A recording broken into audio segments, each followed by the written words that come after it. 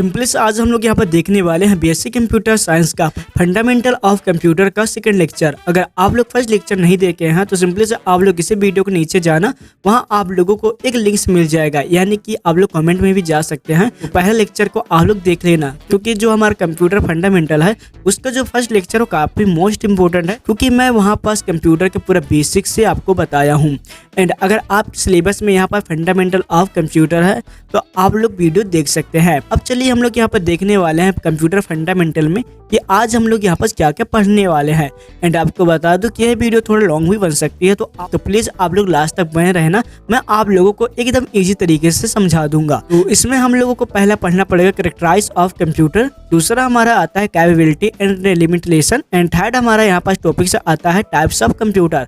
तो यहाँ पास हम लोग तीनों टॉपिक अच्छी तरीके से हम लोग कवर करने वाले हैं। तो पहला हमारा टॉपिक से आता है कैरेक्टराइज ऑफ कंप्यूटर, जिसमें हमें यहाँ पास पढ़ने को मिलेगा स्पीड ऑफ कंप्यूटर। तो देखिए, जो हमारा कंप्यूटर होता है उसका जो काम करने का जो तरीका या फिर स्पीड है वो मानव की अपेक्षा लाख गुना अधिक होता है, क्योंकि जो कंप्यूटर है वह बहुत कम समय में अधिक डाटा संग्रहित कर लेता है। और संग्रहित करने के बाद उस पर प्रोसेस करते हैं, एंड प्रोसेस करने के बाद वो बहुत सारे इंफॉर्मेशन को भी तैयार यहाँ पर कर लेता है। अगर उसी काम को हम लोग किसी इंसान को दिया जाए तो वह काम को करते करते बहुत सारे टाइम लगा देगा। अब चलिए हम लोग थोड़ा एग्जाम्पल समझते हैं। तो यहाँ पास हम लोग सिंपली से लेंगे एक रिज्यूम का। आप लोगों को यहाँ पर देखने को मिल रहा होगा एक प्रकार का जॉब एप्लीकेशन या फिर एक रिज्यूम है। आप लोग को पता है या फिर आपको पता होगा कि जो भी आप लोग रिज्यूम वगैरह बनवाते हैं, यानी किसी कंपनी में आपको जॉब करना है तो जॉब करने के लिए आप लोगों को एक रिज्यूम की जरूरत पड़ती है। तो आप लोग क्या करते हैं, सिंपली से आप लोग एमपी ऑनलाइन में जाते हैं। तो एमपी ऑनलाइन वाला आपसे कुछ नहीं, बस आपसे आपका डाटा मांगता है। अब डाटा आपका नाम, कैरेक्टर्स, नंबर कुछ भी हो सकते हैं। तो सिंपली से आपका डाटा यहाँ पास मांगेगा कि आपका नाम क्या है। आप यहाँ पास एक नाम प्रोवाइड करा देंगे अपना, एंड उसके बाद फिर आपका ईमेल, फ़ोन नंबर, उस पोस्ट के बारे में आप लोग या फिर पोजीशन के बारे में आप लोग यहाँ पास फिल कर देंगे। तो एक प्रकार का यहाँ पास आपका क्या हो जाएगा, रिज्यूम तैयार। उस रिज्यूम में आपको पूरा इन्फॉर्मेशन रहेंगे। तो आप लोग को बता दो कि जो भी आप लोग यहाँ पर डाटा प्रोवाइड कराए हैं तो उस डाटा के हिसाब से एक प्रकार का आपका यहाँ पास इंफॉर्मेशन तैयार हो गया है। अब इसी काम को आप लोग खुद से करते हैं, यहाँ पास आप लोगों को काफ़ी ज़्यादा टाइम लग जाता, एंड आपका रिज्यूम भी यहाँ पर बहुत स्पेशल या फिर अच्छी तरीके से यहाँ पर कस्टमाइज भी नहीं होता। फिर उसी काम को आप लोग कंप्यूटर में कितनी आसानी से आप लोग यहाँ पर कर सकते हैं। अब चलिए हम लोग सेकंड टॉपिक को समझते हैं। तो हमारा सेकंड टॉपिक है ऑटोमेटिक। अब आपको टॉपिक से समझ में आ रहा है जो कंप्यूटर है वो अपना काम लगभग स्वयं चलित खुद से ही यहाँ पर करता है।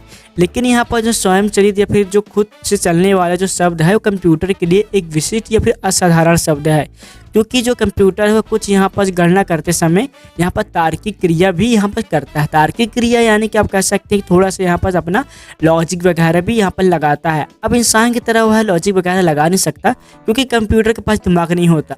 तो यहाँ पर जो तार्किक का अर्थ है कि आप लोग कंप्यूटर का एक प्रोग्राम देते हैं, यानी कि एक बार आप लोग कंप्यूटर को एक डाटा प्रोवाइड या फिर इनपुट करा देते हैं, एंड साथ में आप लोग यहाँ पर एक कंप्यूटर का प्रोग्राम दे देते हैं।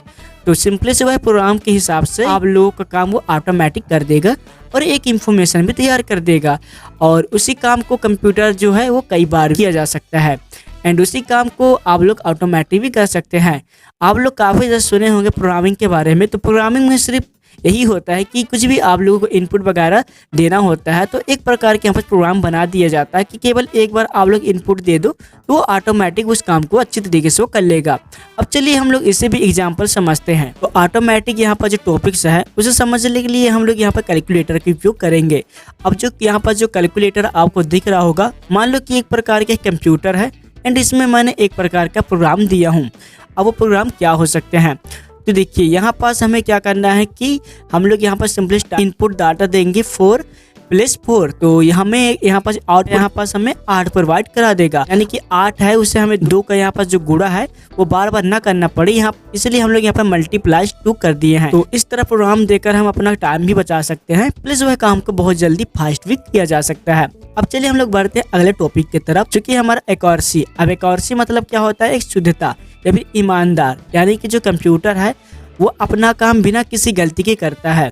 यदि आपको यहाँ पर 10 अंक के 2 बार यहाँ पास आपको गुणा करने के लिए दे दिया जाए या फिर कहा जाए तो इसमें आप लोग क्या करेंगे, बहुत सारी गलतियाँ करेंगे।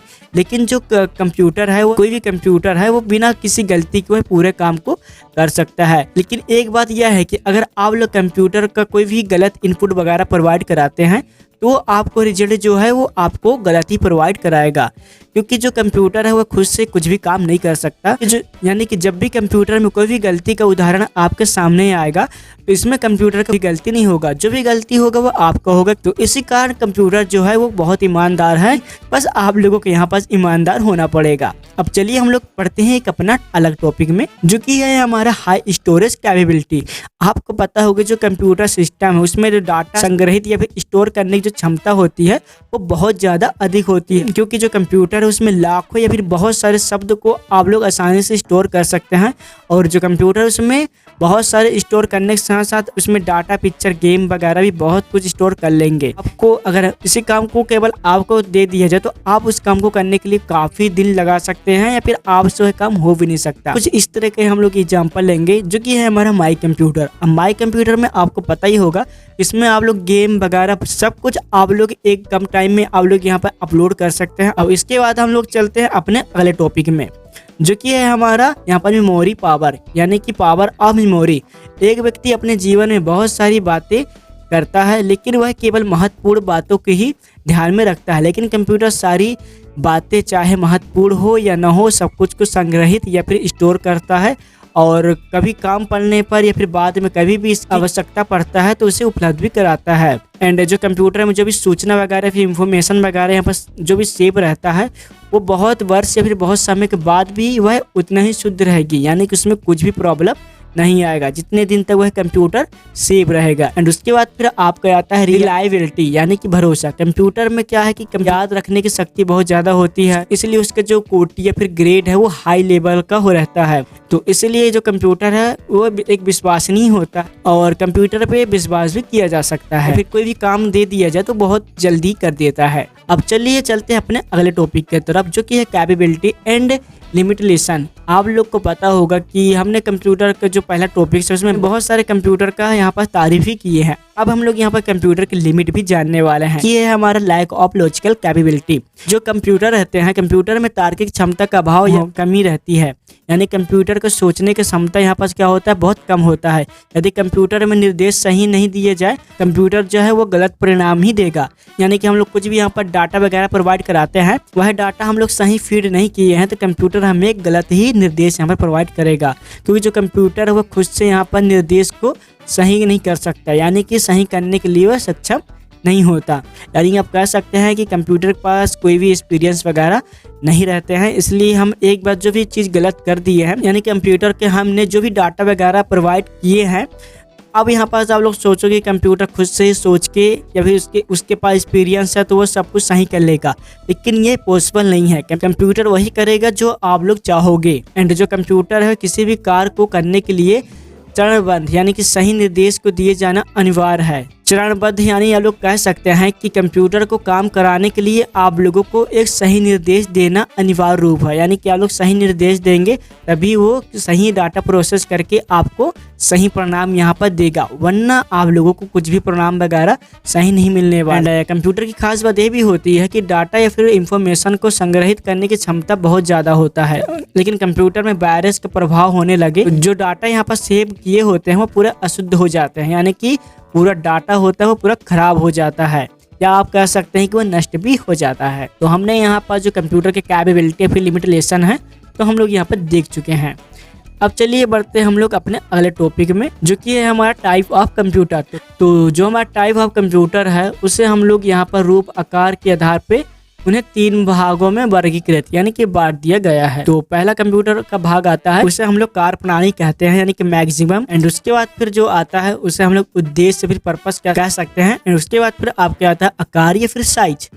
अब चलिए हम लोग यहाँ पर देखेंगे उसके कार्य प्रणाली के बारे में। क्या आता है कार्य प्रणाली में एलोंग कंप्यूटर। जो एलोंग कंप्यूटर होते हैं वो भौतिक मात्राओं के लिए ही यूज में लाया जाता है। एग्जाम्पल के लिए दाब, ताब, लंबाई आदि को मापने या फिर उसके परिणाम को जो रिजल्ट है उसे अंक में व्यक्त करते हैं। यानी कि जो एलोंग कंप्यूटर का काम यही होता है कि जो भी यहाँ पर जो भौतिक की मात्रा या फिर फिजिकली यूनिट वगैरह होते हैं उन्हें वो कैलकुलेट करके रिजल्ट वगैरह आता है तो उसे सिंपली से अंक में प्रोवाइड करा दे। एंड जो एलोंग कंप्यूटर होता है वो ज़्यादातर विज्ञान के क्षेत्र में ज़्यादा यूज होता है। जैसे कि आप लोग यहाँ पर घड़ी टाइप के यहाँ पर देख सकते हैं या फिर इस तरह के जो मीटर होते हैं आप लोग यहाँ पर प्रेशर कह सकते हैं। तो ये एक प्रकार के क्या है, एक प्रकार के एलोंग कंप्यूटर ही हैं। आपके घर में वोल्टेज वगैरह होंगे तो कभी देखना कि जब भी यहाँ पर लाइट या फिर इलेक्ट्रॉनिक फ्लो ज़्यादा होने लगता है या फिर हाई वोल्टेज आ जाता है तो जो मीटर होता है वो ऑटोमेटिक बढ़ जाता है। प्रकार का एलोंग कंप्यूटर ही है। डिजिटली कंप्यूटर होता है वह अंकों की गणना करता है। और डिजिटल कंप्यूटर ज़्यादातर व्यापार करने में या फिर व्यापार चलाने में, घर का बजट तैयार करने में और भी अन्य जगह इस कंप्यूटर का उपयोग किया जाता है। डिजिटल कंप्यूटर डाटा को लेकर 0 से 1 परिवर्तित करके उसे इलेक्ट्रॉनिक रूप में लाता है। अब भी आपको समझ में नहीं आया होगा। अब चलिए इसको एग्जांपल लेते हैं। तो आप लोग कभी मीटर या फिर आप लोग के पास कभी ना कभी बचपन में घड़ी रहा होगा जिसमें पूरा 0 0 0 0 रहता है एंड उसी में आपका 1 2 3 बनता जाता है। तो सिंपली से आप लोग कह सकते हैं कि एक प्रकार के है भी एक डिजिटली कंप्यूटर है। यहाँ पर जो आपको कार्यप्रणाली शो हो रहा है तो यहाँ पर थोड़ा पीपीटी बनाने में मिस्टेक हो चुकी थी। बाकी टेंशन मत लेना क्योंकि ये थोड़ा सा कभी ना कभी मिस्टेक हो जाता है। बाकी आपको यहाँ पर ध्यान नहीं देना है, अभी आप लोगों को यहाँ पर टॉपिक्स में ही ध्यान देना है। उसके बाद हमारा आता है हाइब्रिड कंप्यूटर। जो हाइब्रिड कंप्यूटर होता है उसका अर्थ यही निकलता है कि यानी कि एलोंग और डिजिटली कंप्यूटर दोनों मिलकर ही यहाँ पर हाइब्रिड कंप्यूटर बनाता है। हाइब्रिड कंप्यूटर की ऐसा कंप्यूटर होता है कि जब भी एलोंग या फिर डिजिटली कंप्यूटर में जो भी दिक्कत आता है उस दिक्कत को यहाँ पर कम किया जा सके, इसलिए यहाँ पर हाइब्रिड कंप्यूटर को बनाया गया था। आप लोग के सामने जो भी यहाँ पर दिख रहा होगा वो एक प्रकार का हाइब्रिड कंप्यूटर है जिसमें डिजिटली और एलोंग कंप्यूटर दोनों यहाँ पर शामिल है। जो मैक्सिमम लिख के आ रहा है तो सिंपली से आप लोग अपने नोट्स में यहाँ पर पर्पस कर लेना क्योंकि हम लोग यहाँ पर बात करेंगे उद्देश्य या फिर पर्पस के बारे में। अब उद्देश्य या पर्पस के हिसाब से भी कंप्यूटर के यहाँ पास क्या होते हैं, प्रकार होते हैं। कंप्यूटर का क्या उद्देश्य है, कंप्यूटर का पहला आता है जनरल पर्पस कंप्यूटर। और जो जनरल पर्पस कंप्यूटर होता है ऐसे कंप्यूटर होते हैं जिनमें अनेक प्रकार के कार्य करने की क्षमता होती है, जैसे कि वर्ड प्रोसेसिंग, डाटाबेस बनाना एवं प्रिंट करना, डाटा प्रोसेसिंग करना इत्यादि। लेकिन इनकी जो कीमत होती है बहुत कम होती है, पर बहुत बड़े बड़े कामों में इनका प्रयोग नहीं किया जा सकता क्योंकि इनकी जो क्षमता होती है वो काफ़ी ज़्यादा सीमित रहती है। इसलिए बड़े बड़े संस्थानों में उपयोग करने के लिए एक स्पेशल पर्पस कंप्यूटर बनाया गया है। इनकी विशेषता ये है आवश्यकता अनुसार इनमें एक से अधिक प्रोसेस भी हो सकते हैं। जो हमारा जनरल पर्पस कंप्यूटर था उसमें केवल एक इंसान केवल एक ही बार प्रोसेस वगैरह कर सकता है, लेकिन जो स्पेशल पर्पस कंप्यूटर होते हैं उनमें एक से अधिक प्रोसेसर भी हो सकता है। जो स्पेशल कंप्यूटर उसमें एक से अधिक इंसान भी बैठकर उसे प्रोसेस कर सकता है। और ज़्यादातर ये कंप्यूटर कहाँ अंतरिक्ष विज्ञान, मौसम विज्ञान, यातायात नियंत्रण, समुद्र विज्ञान ये सब में यहाँ पर काम होता है। यानी कि जो कंप्यूटर है वो ज़्यादातर विज्ञान या फिर इंजीनियरिंग के क्षेत्र में होता है, इसलिए इसे स्पेशल जनरल पर्पस कंप्यूटर कहा गया है।